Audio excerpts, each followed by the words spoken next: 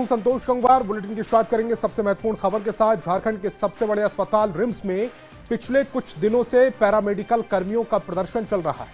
Paramedical कर्मियों ने कहा कि रिम्स परिसर के अंदर एमबीबीएस इंटर्न ने उनके साथ दुर्व्यवहार किया, गाली गलौज की, मारपीट की।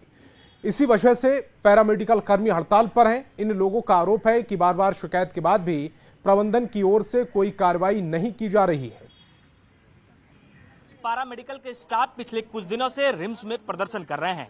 उनका हड़ताल चल रहा है और उनके हड़ताल की वजह से रिम्स के अंदर कई कार्य बाधित हैं। रिम्स पैरामेडिकल के ये तमाम स्टूडेंट्स हैं जिनका कहना है कि परिसर के अंदर उनके साथ जो डॉक्टर्स हैं उनके द्वारा बदतमीजी की जाती है। एमबीबीएस के जो डॉक्टर हैं, जो इंटर्न हैं, उनके द्वारा रिम्स परिसर में उनके साथ बदतमीजी की जाती है, मारपीट की जाती है, जिसकी वजह से उन लोगों ने आंदोलन का रुख इख्तियार किया है। लोगों को इमरजेंसी में 24 तारीख को रात को 11:30 बजे करीब 20 बैच इंटर्न के 3 छात्र आते हैं अपने सहयोगियों के साथ, और इमरजेंसी में हमारे कुछ बैचमेट को और जूनियर्स को वहां से घसीट के मारते हैं और बाहर लेके जाते हैं। वहां पे बचाव में आती है हमारी जो रिम्स का जो मैनेजमेंट का जो फोर्सेस हैं, गार्ड आते हैं, होम गार्ड सब आते हैं, तो उनको भी उन लोग गालीबाजी करते हैं। जो कि हमारे पास सभी सीसीटीवी कैमरेज है, फुटेज हैं, फिर भी रिम्स प्रबंधन हम उन लोगों के खिलाफ कोई भी एक्शन नहीं ले रही है सर। तो एक्शन नहीं लेंगे तो कब तक ये चलेगा, क्या करेंगे? जब तक हमारी मांगें को पूरी नहीं की जाती है तब तक हम लोग स्ट्राइक पे ही रहेंगे। और हम लोग को यहाँ रिम्स प्रबंधन से बोलना है कि हम जो भी दोषी है उसको निलंबित की जाए और हमारी सुरक्षा को लेकर, भविष्य की सुरक्षा को लेकर एक प्रॉपर संविधान किया जाए। क्या नाम हुआ आपका? मेरा नाम बिरजू कुमार हुआ, एनेस्थीसिया टेक्नीशियन से। सोमवार को आप लोग जो है वो एक बड़ा आंदोलन का भी तैयारी कर रहे हैं, क्या वो तैयारी है? जितने भी हमारे जूनियर्स हैं, हमारे बैचमेट्स और हमारे सीनियर्स हैं, सभी मिल के हम लोग इसके खिलाफ आवाज़ उठाएंगे और शांतिपूर्ण तरीके से एक डिसिप्लिन मैनर में हम लोग सब अपना मुद्दा सामने रखेंगे, जिसके लिए हम लोग सब एकत्रित हुए। और हम लोग को हर समय शुरुआत से ही दबाया जा रहा है। क्यों दबाया जा रहा है? कोई दबंगई का जगह हो गया है। एमबीबीएस वाले हमेशा गुंडागर्दी कर आए दिन। पुराना किस्सा 2021 का हम लोग के सीनियर लोग को भी यही हुआ था। फिर उन लोग को भी माफीनामा के थ्रू माफीनामा एक्सेप्ट किया उन लोग और फिर काम को आगे बढ़ाया गया। फिर इस बार यही दुर्घटना दोहराया गया। इससे पहले भी कई दफा एमबीबीएस के जो इंटर्न डॉक्टर्स हैं उन्होंने इनके साथ मारपीट की और एक बार फिर से ये घटना पिछले दिनों यहाँ पर घटित हुई है। कैमरा पर्सन प्रभाकर के साथ गौरव झा, न्यूज़ 18 रांची। और धनबाद के SNMMCH में मारपीट की घटना के बाद शुरू हुई हड़ताल खत्म हो गई। अधीक्षक की पहल पर वार्ता के बाद हड़ताल खत्म हो गई और डॉक्टर को सुरक्षा का भरोसा दिया गया, जिसके बाद ओपीडी सेवा बहाल कर दी गई। अधीक्षक ने मारपीट की घटना के समय ड्यूटी से गायब होमगार्ड और पुलिस के जवानों पर भी कार्रवाई का भरोसा दिया। आपको बता दें कि गुरुवार की रात इलाज के दौरान मरीज की मौत के बाद परिजनों ने डॉक्टर्स के साथ मारपीट की थी, जिसके बाद से इन लोगों ने हड़ताल कर दी। को आरक्षी चौकी से जोड़ा जाएगा और आरक्षी चौकी में जो भी तैनात बल होंगे वो फर्दर अपना जो है वो अपने सीनियर्स को या अपने कंट्रोल रूम में उसको ये करेंगे। और इन्होंने हमें पूर्ण भरोसा दिया और बोला है, उन्होंने बोला कि कल तक रिटर्न में भी आप लोग को मिल जाएगा सिक्योरिटी बढ़ाने का। जो भी सिक्योरिटी ब्रीच हुआ था, जिनके कारण हुआ, उनको सस्पेंशन का भी ये आया है। अप्रोच रहा और एक्टिव अप्रोच रहा। उन्होंने ऑर्डर कर दिया है कि यहाँ सशस्त्र बल की नियुक्ति के लिए और कंटिन्यूअस मॉनिटरिंग के लिए सरायढेला PS को भी इंस्ट्रक्शन दिया गया है कि होम गार्ड, चौकीदार जो भी हैं उसका कंटिन्यूअस मॉनिटरिंग करें। इन लोगों को कोई दिक्कत नहीं होनी चाहिए और हमारे जो डॉक्टर्स हैं इनसे सेटिस्फाइड हैं और ये बहुत जल्द एक्शन होगा।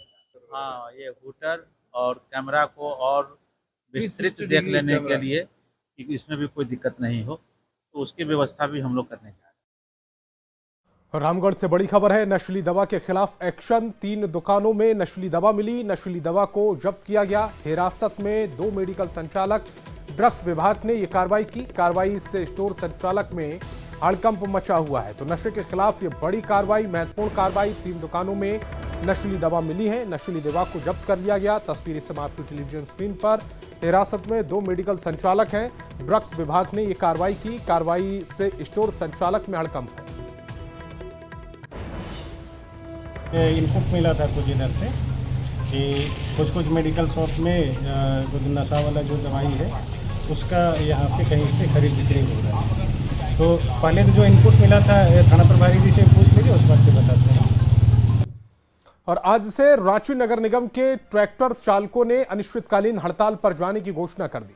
नागा बाबा खटाल के पास इकट्ठा हुए चालक और मालिकों ने नारेबाजी की। निगम की ओर से जून 2024 से भुगतान नहीं करने के विरोध में इन लोगों ने हड़ताल का ऐलान किया है। जो चल रहा था कई महीना 2 महीना 4 महीना पेमेंट आता था, लेकिन बीच में पेमेंट रुक जाने के कारण हम लोग की बहुत परेशानी हुई है।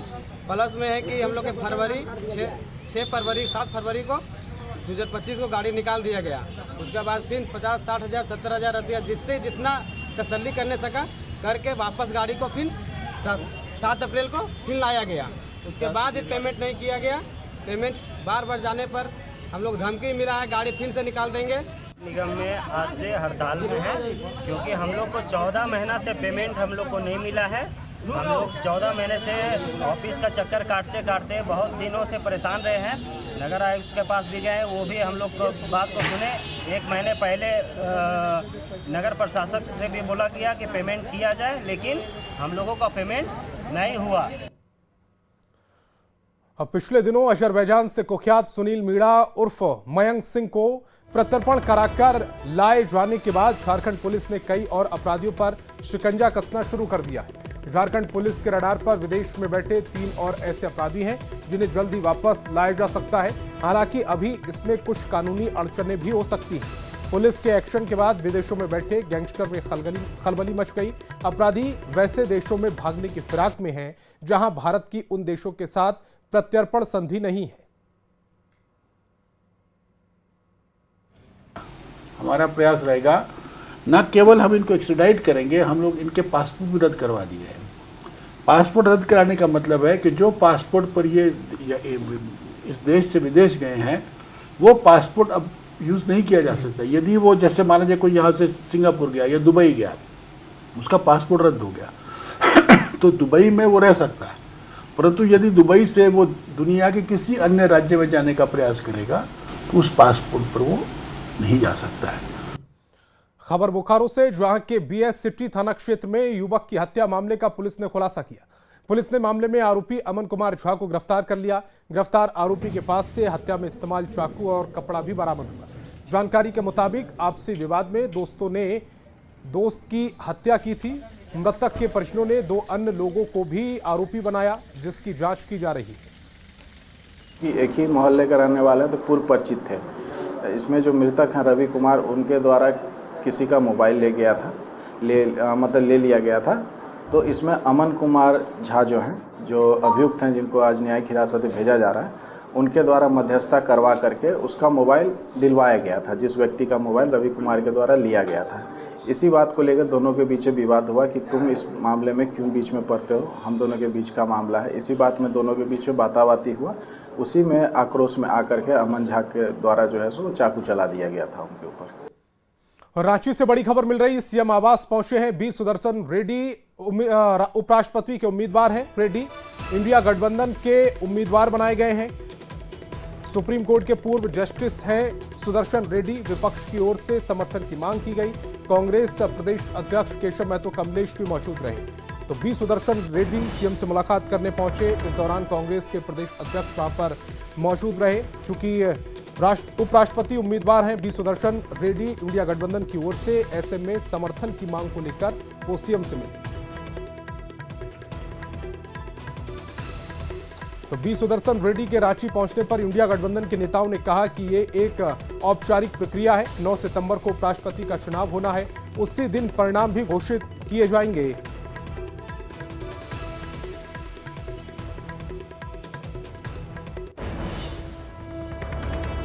मानने की क्या बात है, हम तो इंटैक्ट हैं, गठबंधन में हैं, हम सभी लोग उनके साथ हैं, लेकिन एक साधारण प्रक्रिया होती है, सामान्य प्रक्रिया कि लोग जाते हैं और विचार विमर्श के उपरांत एक औपचारिक घोषणा होती है। तो स्वाभाविक तौर पे गठबंधन दल के अंदर हम वोट की बात करते हैं, वोट लेने की बात करते हैं, और ऐसे में बी सुदर्शन रेड्डी इंडिया गठबंधन के उम्मीदवार हैं और झारखंड मुक्ति मोर्चा हमारा इंडिया गठबंधन का एक प्रमुख घटक दल है। तो इस नाते बी सुदर्शन रेड्डी जी झारखंड आ रहे हैं और माननीय मुख्यमंत्री से मिलेंगे, तमाम कांग्रेस के भी बड़े नेताओं से मिलेंगे। और मेदिनीनगर से बड़ी खबर है। पूर्व मुख्यमंत्री बाबूलाल ने राज्य सरकार पर निशाना साधा। हेमंत सरकार आदिवासियों की जमीन छीन रही है। रिम्स 2 के आंदोलन के मामले पर यह बयान दिया गया। कहीं बंजर भूमि पर भी बन सकता है अस्पताल। मेडिकल कॉलेज की व्यवस्था दुरुस्त करें, यह भी कहा गया। आज उस जमीन पर जोर जबरदस्ती करना कहीं से भी तर्कसंगत नहीं है। और 24 तारीख जो किसान जो लोगों ने वहां आंदोलन किया, जो उन लोगों को साथ दिया, तो 85 लोगों के ऊपर नेम्ड एफआईआर किया। तो हम कहेंगे कि एक तो सरकार उस जमीन को किसानों को, रैयत आदिवासी रैयतों को छोड़ दे, और जिन लोगों के ऊपर केस किया है उस केस को भी सरकार समाप्त करे। ये 2 मुद्दा इस समय विधानसभा में भी रहा और विधानसभा से बाहर। बिहार में राहुल तेजस्वी की वोट अधिकार यात्रा चल रही है, जिसका समापन 1 सितंबर को पटना में होगा और इस मौके पर एक जनसभा भी होगी, जिसमें इंडिया गठबंधन के सभी घटक दलों के नेता शामिल होंगे। तो झारखंड से सीएम हेमंत सोरेन भी इस यात्रा के अंतिम दिन पटना पहुंचेंगे और वे इस कार्यक्रम में शामिल होंगे। जेएमएम का दावा है कि बिहार में जेएमएम मजबूती से इंडिया गठबंधन के साथ बना हुआ है और आगामी विधानसभा चुनाव में महत्वपूर्ण भूमिका अदा करेगा। हेमंत सोरेन जी जिस भी सभा में, जिस भी कार्यक्रम में पहुंच जाए तो आप समझ सकते हैं, क्योंकि उनकी लोकप्रियता ऊंचे शिखर पर है, 7वें आसमान पर है। पूरे देश में सबसे लोकप्रिय मुख्यमंत्री, युवा मुख्यमंत्री, तानाशाही ताकतों से लड़ने की जज्बा रखने वाला मुख्यमंत्री हेमंत सोरेन। तो बिहार में भी उनके पहुंचते ही एक अलग समा दिखेगा, एक अलग माहौल दिखेगा और हम पूरी मुस्तैदी के साथ इंडिया गठबंधन के साथ हैं। बिहार में भी हम चुनाव लड़ेंगे, वोट चोरों के खिलाफ जनता को जागरूक करेंगे। इसमें शिरकत करने के लिए तमाम हमारे इंडिया गठबंधन के जो प्रमुख नेता हैं वो सम्मिलित होंगे और इसी कड़ी में इस राज्य के भी माननीय मुख्यमंत्री हेमंत सोरेन जी 1 तारीख को पटना में वोट अधिकार यात्रा में सम्मिलित होने के लिए जा रहे हैं। और पैदल मार्च का रैली जो है उसमें झारखंड से कई मंत्री हम लोग वहाँ पर उपस्थित रहेंगे। चूँकि राहुल जी का और तेजस्वी जी का और इंडिया गठबंधन का रैली है, तो निश्चित रूप से हम लोगों ने यहाँ से बड़ी संख्या में बिहार जाएंगे। तो चाईबासा से बड़ी खबर है। बिजली खंभे का कनेक्शन बॉक्स जला, अचानक उठने लगी आग की लपटें। मुख्य सड़क पर अफरा तफरी मची। आसपास के मकान में आग लगने की आशंका है। सेनुआ बाजार क्षेत्र का ये पूरा मामला बताया जा रहा है। एक्सक्लूसिव तस्वीरें समय आपकी टेलीविजन स्क्रीन पर। किस तरह से ये आग का धुआं और बिजली के खंभे में आग की लपटें देखी जा रही हैं। लोगों में दहशत का माहौल है और अब ये जांच की जा रही है कि आखिर ये शॉर्ट सर्किट की वजह से आग लगी या फिर वजह कुछ और थी।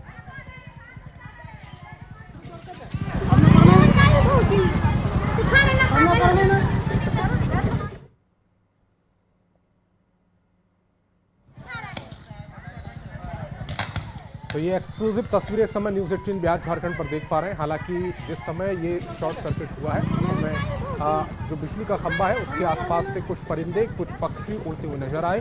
क्या वो पक्षी दोनों तारों पर बैठा जिसके बाद ये हादसा हुआ है? जो तस्वीर इस समय देख पा रहे हैं, लोगों में दहशत है।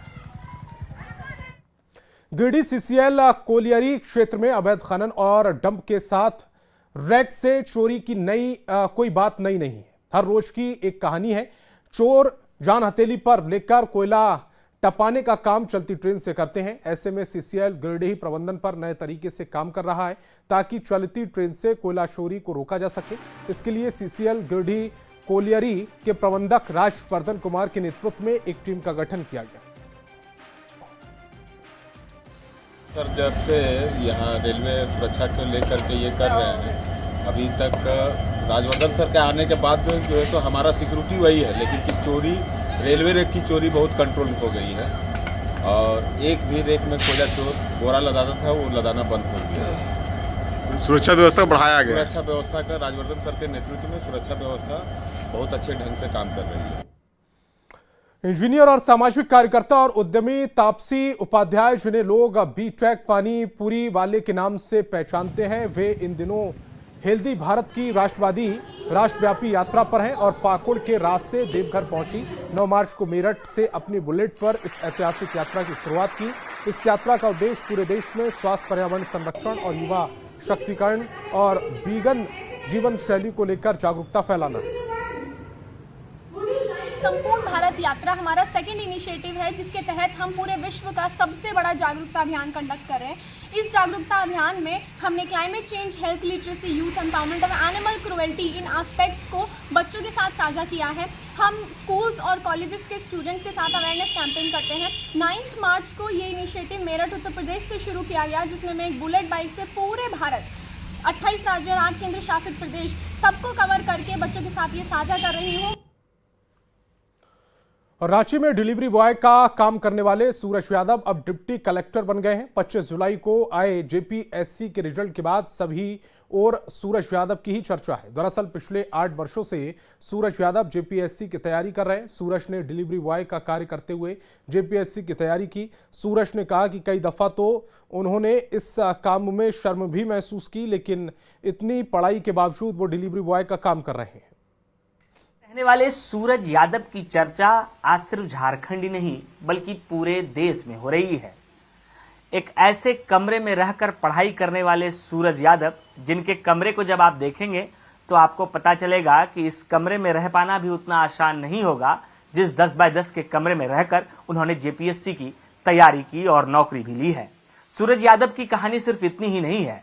सूरज यादव ने डिलीवरी बॉय की नौकरी कर वहां डिलीवरी कर वहां से पैसे कमाकर और फिर जो है जेपीएससी में सफल हुए हैं। इस वक्त हमारे साथ सूरज हैं। अब सूरज की जब नौकरी हुई है तो ये राज्य के अलग अलग जगहों पर बीडीओ और सीओ बनेंगे। इस वक्त हमारे साथ सूरज जी हैं। सूरज जी, डिलीवरी बॉय वाले जेपीएससी के लड़के के रूप में आपकी पहचान हुई है? हाँ बिल्कुल, अभी तो लोग मुझे इसी रूप में जान रहे हैं कि मैं पहले डिलीवरी बॉय था और अभी मैं डिप्टी कलेक्टर बन गया हूँ। बात सही भी है क्योंकि मैंने 2024 सितंबर से मैंने स्विगी ज्वाइन किया था और उस समय से मैं रिजल्ट आने से पहले तक मैं स्विगी बॉय के रूप में काम कर रहा था। मैं घर घर जाकर के खाना पहुंचा रहा था और मैं रैपिडो भी चला रहा था। तो घर घर जाकर खाना पहुंचाना और रैपिडो चलाना, उसके साथ साथ पढ़ाई करना, ये आसान था? नहीं, आसान बिल्कुल नहीं था। खास करके देखिए, समय मैनेज थोड़ा बहुत हो जाता था, तो डिस्टर्बेंस थी, बट मुझे कहीं क्लास नहीं जाना पड़ता था। सेल्फ स्टडी पे मेरा चल रहा था सारा पढ़ाई। तो 5 घंटे काम करने के बावजूद मेरे पास समय होता था कि मैं पढ़ लूँ। मुझे फील्ड में दिक्कत होती थी। मुझे वहाँ पे थोड़ा सा अजीब लगता था ये काम करने में। हाँ, अच्छा काम है, काम कोई छोटा नहीं होता है, बट अगर आप वेल एजुकेटेड हैं, एजुकेशन आपका बहुत बढ़िया है और मेरे पास डिग्री, मैंने मास्टर किया हुआ है, ठीक है, अभी लॉ का भी पढ़ाई में कर रहा हूँ। और जब मैं ये काम कर रहा था तो मुझे बहुत रिग्रेट फील होता था। लोगों के घर पहुंचाता था, मुझे टिप मिलते थे। तो टिप लेते थे कभी? हाँ, मैं ले लेता था क्योंकि वो जिस काम के लिए मैं कर रहा था वो मेरे लिए पैसा था, तो पैसा ही मेरे लिए ज्यादा महत्व रखता था वहाँ पे। तो अगर कोई टिप देते तो मैं ले लेता था। मांगता नहीं था किसी से, मैं मांगने वाला काम बिल्कुल नहीं करता था, बट कोई अगर दे रहा है खुशी से तो मैं ले लेता था। तो कैसे फिर जब नौकरी हुई तो कितने घंटे पढ़ते थे उससे? करीब 8 घंटे का मेरा एवरेज रहता था। और एग्जाम के दौरान तो ऑब्वियस है सबका जो टाइमिंग होता है वो बढ़ जाता है, अगर आप मेंस जब लिख रहे होते हैं, पीटी लिख रहे होते हैं। लेकिन आप कंटिन्यू जो पढ़ाई स्टडी का जो टाइमिंग होता है वो 8 घंटे होते हैं। एवरेज बता रहा हूँ। किसी दिन आप 10-12 घंटे पढ़ ले, किसी दिन हो सकता है 6 घंटे पढ़े, क्योंकि डिस्टर्बेंस अगर कहीं पे चले गए हैं। भाषा जो है ना किसी के टैलेंट को डिसाइड नहीं करता है। और जेपीएससी में खास करके हिंदी और इंग्लिश दोनों मीडियम के बच्चे आ रहे हैं, इसमें कोई थी नहीं। अगर हिंदी से कोई बच्चे तैयारी कर रहे हैं तो आप डिमोरलाइज ना हो, आप तैयारी करें, आपका रिजल्ट होगा। बस आपको उस पर फोकस रहना है। तो पूरे परिवार की जो सेंटर पॉइंट बोला जाए तो हम ही थे, क्योंकि मेरी 4 बहनें हैं और मैं इकलौता भाई हूँ। मेरे सास ससुर की यहाँ भी वैसी ही स्थिति है, तो सेंटर पॉइंट में था और सबको आशा थी कि कुछ अगर हो जाता तो बेहतर रहता। तो जब ऐसा रिजल्ट आया तो सभी लोग खुश थे, बहुत खुश थे। कुछ लोग ज्यादा खुश करके भावुक भी हो गए था। जहाँ पे मैंने पढ़ाया वहाँ के बच्चे आज भी कांटेक्ट में हैं, वो मेंस भी लिखे मेरे साथ में। लेकिन रांची में कहीं मुझे मौका नहीं मिला तो ये काम करना पड़ा मुझे। बिल्कुल, हमारे साथ सूरज थे जिसने बताया कि किस तरीके से उन्होंने जेपीएससी का संघर्ष किया, किस तरीके से उनकी नौकरी हुई और उससे पहले की उनकी जिंदगी कैसी रही है। कैमरा पर्सन प्रभाकर के साथ गौरव झा, न्यूज़ 18 रांची। तो इस बुलेटिन में फिलहाल इतना ही। आप देखते रहिए न्यूज़ 18 बिहार झारखंड।